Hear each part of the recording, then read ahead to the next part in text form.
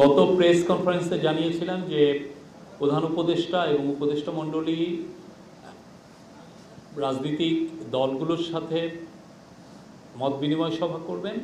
এটা আপনারা জানেন যে 8ই অগাস্ট এই ইন্টারিম গভর্নমেন্ট ফর্মেশন হওয়ার পরের থেকে 2 দফা রাজনৈতিক দলগুলোর সাথে কাউন্সিল অফ অ্যাডভাইজারের মিটিং হয়েছে এবং এইটারই চলমান প্রক্রিয়ায় এই শনিবার থেকে আবার নতুন দফা আলোচনা শুরু হবে। দেশের প্রধান প্রধান দলগুলোর সাথে আলোচনা হবে। তো এখানে মুখ্য বিষয় হবে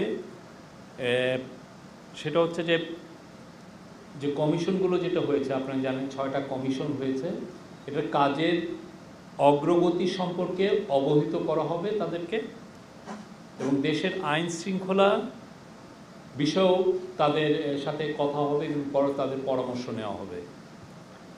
আর আপনারা জানেন যে কমিশনগুলোর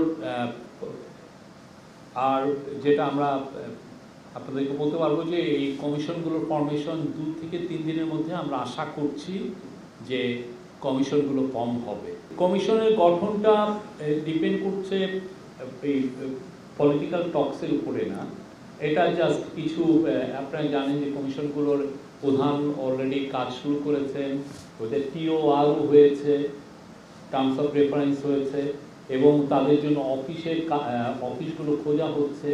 এখন জাস্ট যেটা হচ্ছে যে জাস্ট যারা যারা কমিশনের মেম্বার হবেন অনেকের ক্ষেত্রে সম্মতি লাগে, তাদের সাথে কনসালটেশন হচ্ছে, এই বিষয়গুলো এটা পলিটিক্যাল টক্সের উপরে ডিপেন্ড করছে না।